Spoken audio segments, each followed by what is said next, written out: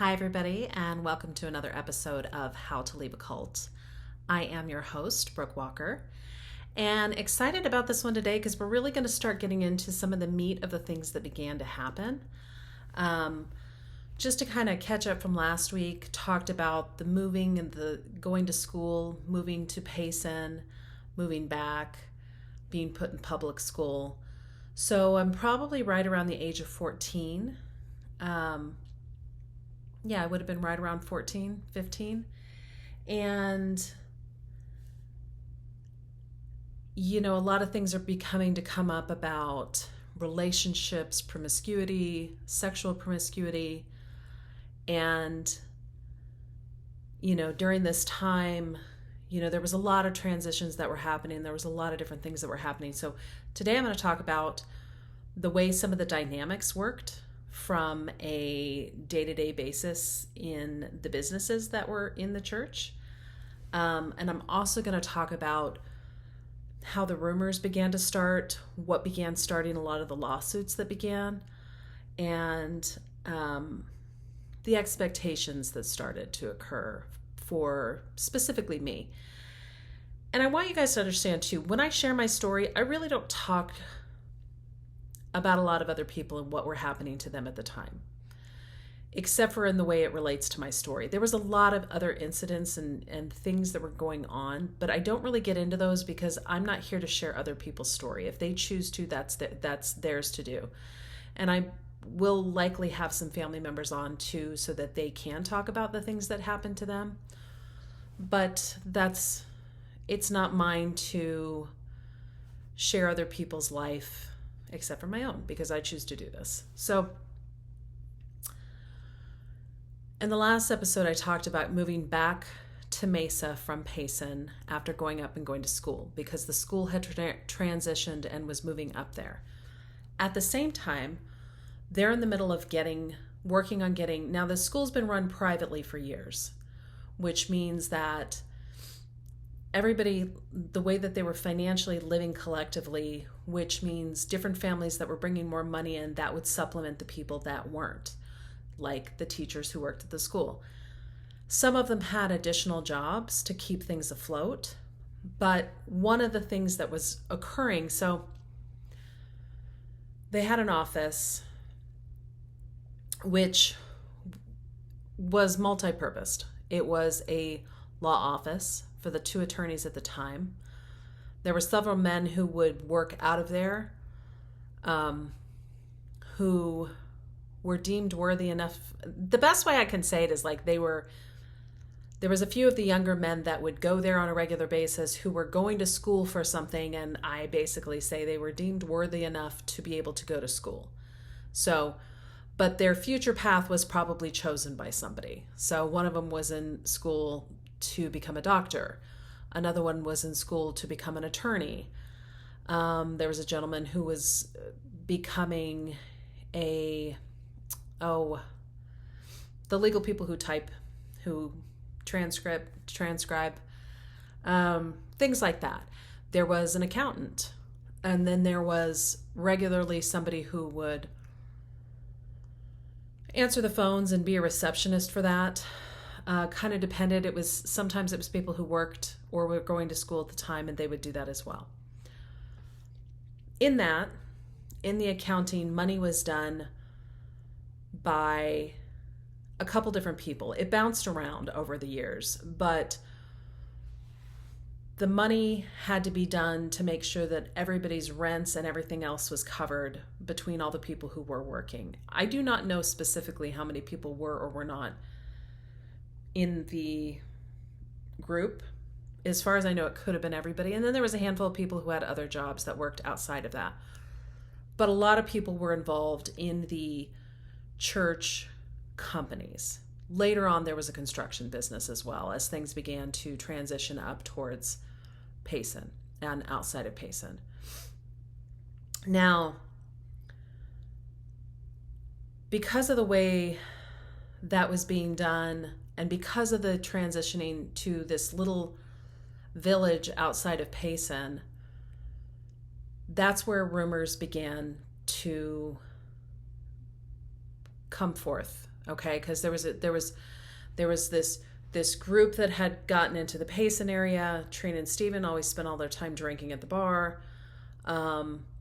They began to have altercations because they started bringing the teaching to people at the bar, as well as, kind of like the processing that they would do within the people that were already in the church. They would try to do that with other people. And I think it began to not align.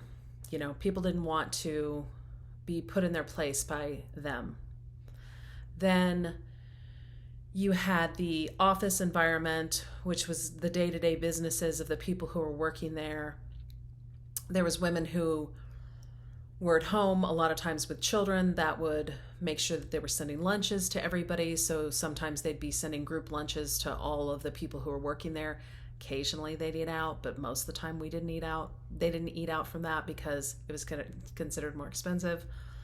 And then there was a handful of people that were going to school. Processes are still going on all the time. Trances are going on all the time. They're trying to get a charter for the school. So there's all these different pieces in play.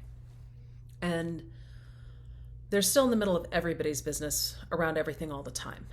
And I think that the more important you were, the more they were in your business.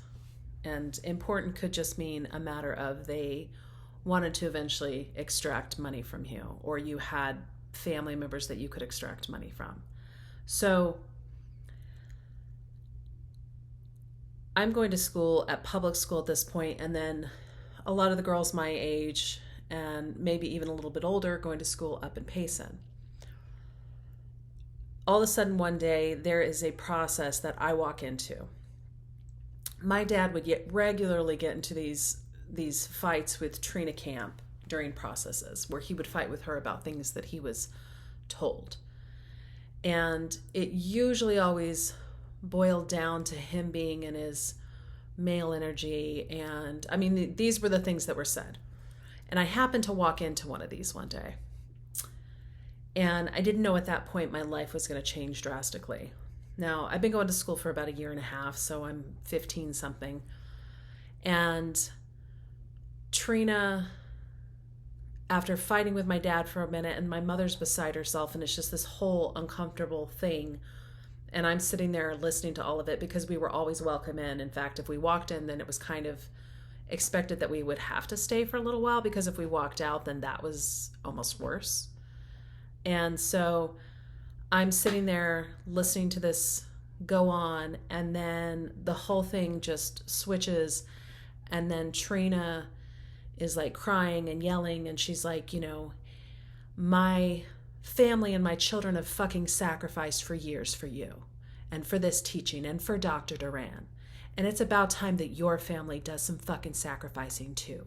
So why don't your kids give up something, Chuck? And I still remember this incredibly vividly. It's like, when are your children going to serve the church and serve God? And it was this huge, like, gavel dropping, And at that time, it was decided that I was going to be pulled out of the school because they needed more help in the law office. And so I was pulled out of school. I was 15 years old. I was a straight A student, and I was told that I was going to start working at the law office. And that was my expectation spiritually. And along with Mary, my fake sister, she wasn't going to school though. She was, God forbid, fucking doing nothing, probably. Stealing alcohol and stuff. So I get ripped out of school so that I can start serving, and I have to start working at the law office and getting paid like $20 a week to do it. Answer the phones, do all kinds of stuff. Answer the phones, draw up legal pay. I mean, like, learned, just to be there and be a presence at the front. And then I began starting to input stuff, doing all the legal billing, learning how to draw up documents. I mean, it started at just like sitting and typing things up when anybody gave them to me. Mostly my dad, but I still did a lot of stuff for anybody else who was there. And I was not the only one. There was other young people who were working there, and their job was to do bank runs. So one of the things that was regularly done was called bank runs, and that was where they would have to run around and do deposits all day. So two to three different men would be doing this on a regular basis as well, including whatever else they were told to do. So when I talk about the financial side of things, this was one of the lawsuits that eventually came out too, is that they were floating a huge amount of money. And the technical term is called kiting. And eventually one of the banks actually came after them, but they didn't actually know all of the people who were involved in the kiting. So they never were able to prove it. But, and maybe they weren't trying to. Like, I look back and I don't know, I was like, maybe they didn't need to prove it. Maybe they just needed to stop it. And it's something you can't even do today. So floating money would be that you write a check from one account. You write a check from one account to another account. So you'd write a check from Mary to Joe, okay? And then Joe writes a check to Tony, and then Tony writes a check back to Mary. And within that, there's no actual money. You're just floating something that doesn't exist. But the way that banks used to work is it would take several days for anything to clear. So you would never get bounced checks, or you would never bounce accounts, because it was always waiting for that. Now everything's instantaneous. I don't even think you could do it now.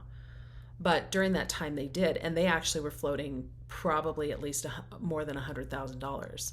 And it was something that the accountant and Steve Wrench, I remember they would sit in the morning and write checks to all these different accounts for different members that were a part of the church to keep this facade going. And that was one of the first lawsuits that started. And all these businesses did everything. All the businesses within inside the church did everything for free. You were expected to do services for other people in the church. And this was all through the processes that went on. So if there was a divorce, the divorce papers were supposed to be written up. And one of the ministers would tell, one of the attorneys, and one of the ministers was one of the attorneys, but it would be something that would come up. It was like, so-and-so is getting divorced, have Chuck write up the papers for you. And then so-and-so would get my dad to write up the divorce papers. And those incidents were also dictated by the church as well. So this was not some kind of disputed thing. It was like, this was written up, this is how it's supposed to be, and this is what you're going to sign. So people were forced to do things because the church said so. There was multiple times that people were given papers and it was like, well, this is what you're going to do. And on top of that, all the attorneys were doing things for free for this. So they had to run an entire law practice and having everything done legitimately, on top of like having people become notaries. And so there's people in the church that would become notaries to notarize things for signatures for people that weren't even there. So, and I can't emphasize strongly enough how often churches will do things illegally in the name of the church. This is not a my cult just did this and other churches don't do this. Churches do this all the time.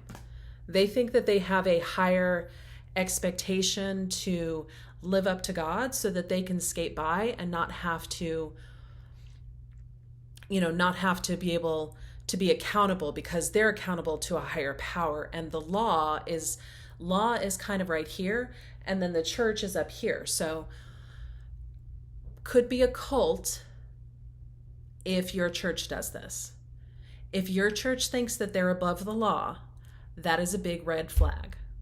There's a lot of churches out there that think they're above the law, and it is not okay, and run. So that begins. Now they're also they're trying to get charter for the school. Okay. So a charter school is basically, if you're not familiar, charter schools could be started by anybody who decides to start a school that has a program and a basis. It has to be all inclusive, which means that it has to allow everybody into it. But along with allowing everybody into it, it gets state funding per child. And there's grants and things that you can get as well. So there was people who became very good at learning how to get grants once we became a charter school. But in the beginning, it was the process of becoming a charter. And you can look up articles about the problems that became behind it, because there's articles about the Church of Immortal Consciousness and about the Shelby School, because they were trying to get the school turned into, so the school was originally called Church of Immortal Consciousness School, and then it was called the Learning Choice, and then it was called the Shelby School, named after Shelby, which was one of Trina's daughters who had a difficult thing happen at school, so she named it after her daughter. So Shelby School, they of course can't call it a church school, because you have to separate churches from schools if you're going to become a charter. So it has to be all inclusive that way.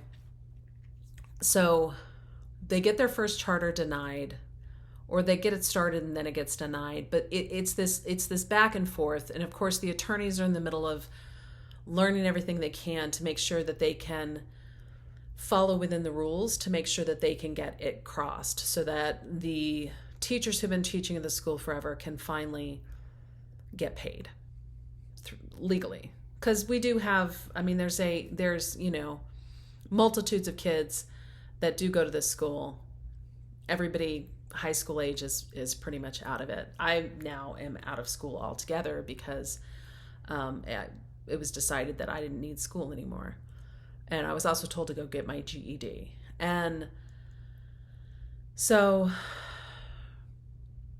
in that time, I turned 16, go get my GED, and began going to college. And not sure exactly what I'm going for, but I'm going to get it started. And the idea is that I'm either going to go to college to be a teacher, or I'll go to college to be an attorney. And so I'm doing what is expected and that I'm supposed to do. And I remember the day that I got pulled out of school, and I remember thinking, like, some sense of pride because it was my duty to do, but also some feeling of having to let go of something that I don't know that I really wanted to let go of. I really enjoyed school. I just didn't think I was allowed to want the things that I wanted. So I had, by this point, we're going on like 7 years of being in this environment, 7 to 8 years of being in this environment. And even at that time, I can tell you, like, there's so many parts of me that I was incredibly just apathetic. Like, I felt like I had, and I don't think I'm the only one. I think that a lot of people get in these environments and it just slowly eats at you. And it takes pieces and it takes a piece at a time, and a piece at a time, and a piece at a time. And it's like the frog in boiling water. If you put a frog in cold water and you slowly bring up the temperature, the frog never realizes that it's boiling to death. If you threw somebody in boiling water, they jump out immediately. But if you throw a frog in cold water and it slowly heats up, you just don't ever notice. And that's kind of what happens. And you get to this point that you just almost don't care, because you've let go of so many things, and you've let go of all these expectations, and you've been trained into this version of yourself that is the only way that you know how to be. This was the only person I knew how to be because these were the expectations. And I was getting it from all sides. I had gotten it from school. I had gotten it from my parents. I had gotten it from teachers. I had gotten it from ministers. I had gotten it from my peers. I had gotten from this higher power spirit that was in our life. So there was no place that I wasn't surrounded by this. So there was no thought in my mind. Well, there was a million thoughts in my mind telling me that everything was wrong. But I kept just thinking that it was me, that there was something wrong with me, that I just needed to pray about it, that I just needed to, that once I really connected and I was really understood the teaching and understood all of these things, that at some point I would accept it, that if I just worked harder and I was harder on myself, then it would all of a sudden just fruition. And then I would be with the person that I was told to be with. And I would be this mother and this woman that would, do as she was told and be better than what my parents were, because my parents had failed so miserably in so many ways. And it gets to the point that you're just a shadow of yourself and who you're meant to be. The healing process is learning how to leave all the baggage behind so that you can live in who you should be and feel free from the baggage that was never yours to take on anyway. I realized none of that stuff was mine. That was other people's expectations, lessons, teachings, all this other stuff. I don't have to take any of that on. That is not mine. I didn't choose it. I didn't decide it. And I have redecided what I want for me with choices that align with me, that makes me strong and loving and hopeful and caring in my heart. So at the same time, because we're talking about these lawsuits that were coming up and we're talking about these incidents that were occurring. So at the same time, the girls that are going to school that are older than me, that are going, or around the same age, who are going to school up in Payson, they're starting to get into their own altercations because we're such like kind of a rat pack, like we always kind of hung out together and stuck together and stuff like that. So they began getting known in town, and then they would bring friends out. And when they brought friends out, people would see the processes, or people would end up being there when a trans happened. And so the rumors began to spread through that as well.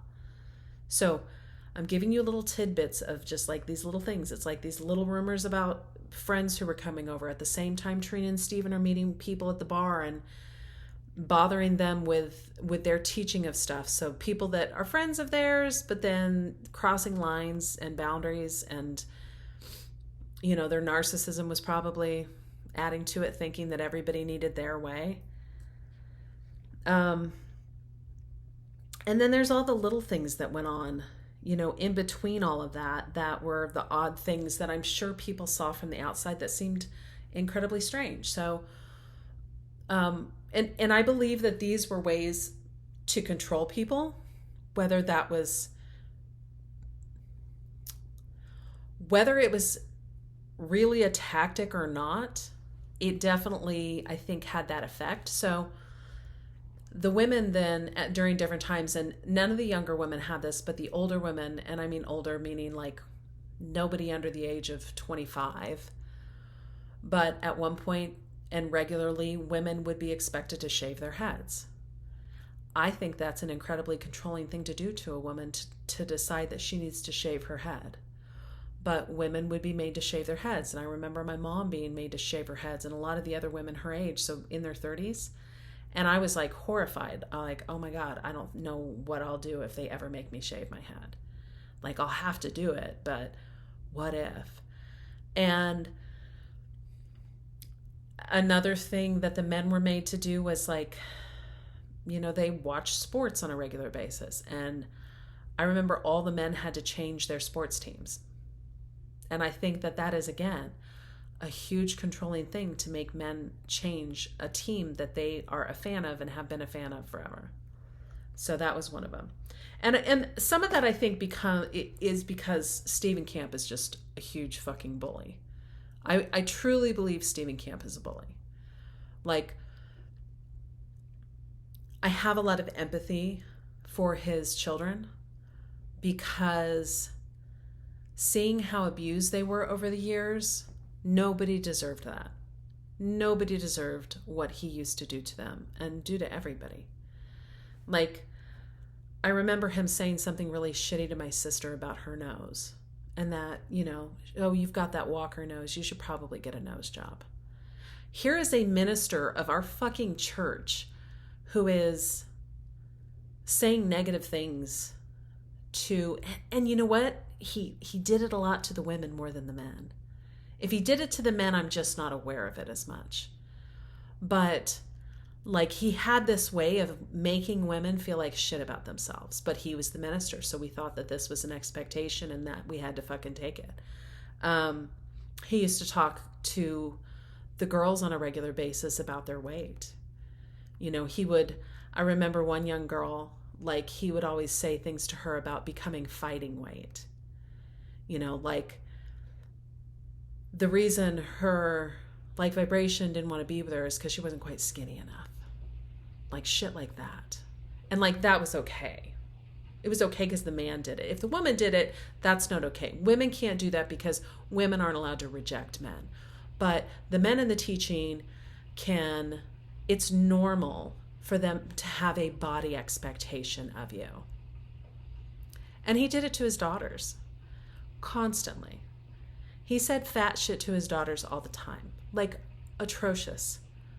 And and then at the time it was just like, well, this is, like, yeah, like, it was okay. And I remember when I was a teenager, like, I got in trouble. All of us girls had gone out one night and we'd gone drinking. And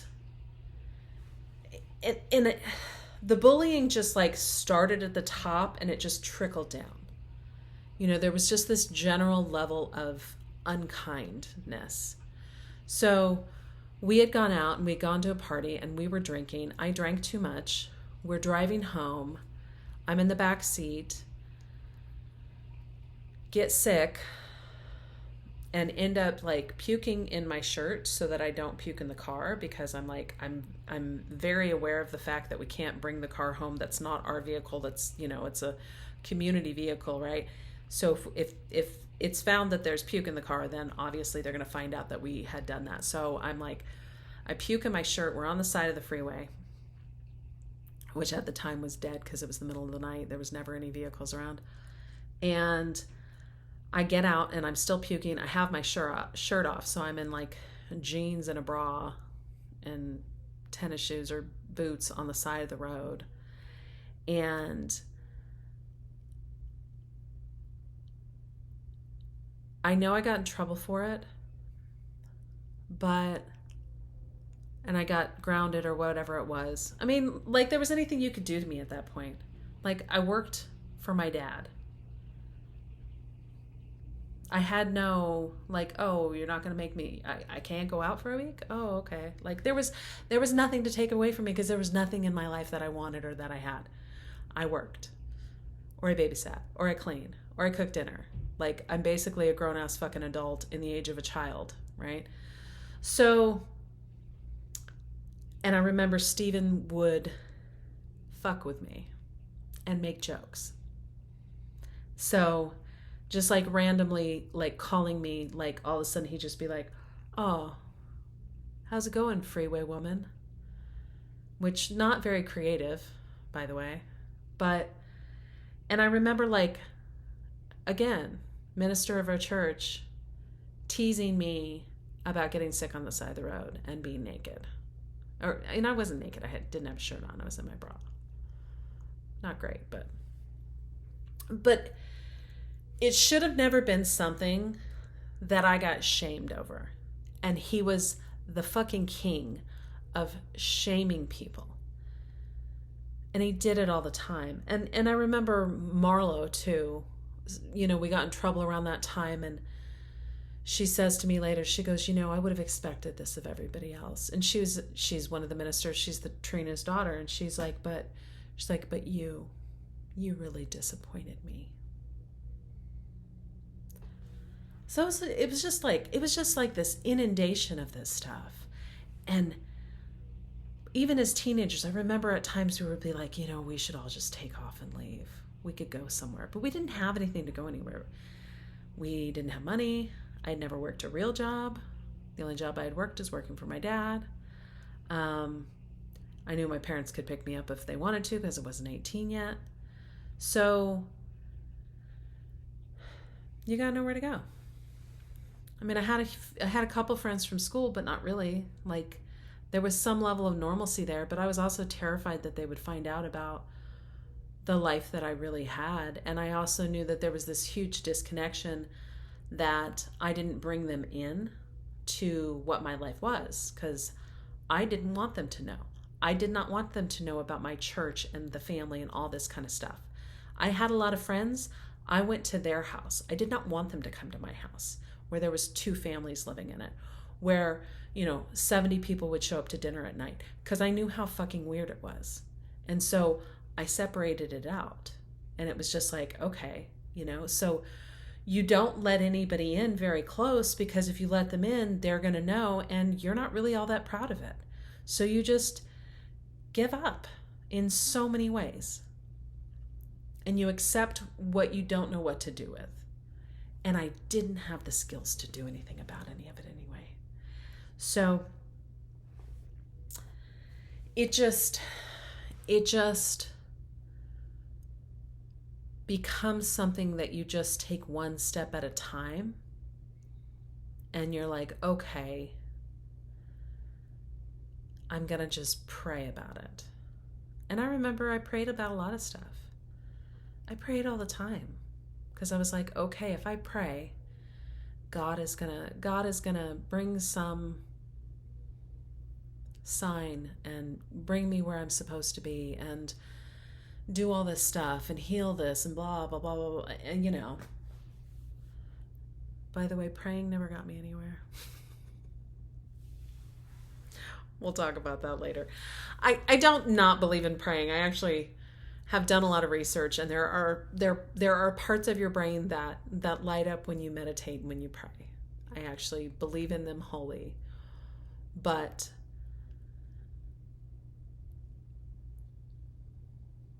there was something about that time that I felt incredibly, utterly alone. And that's a very difficult place to get out of.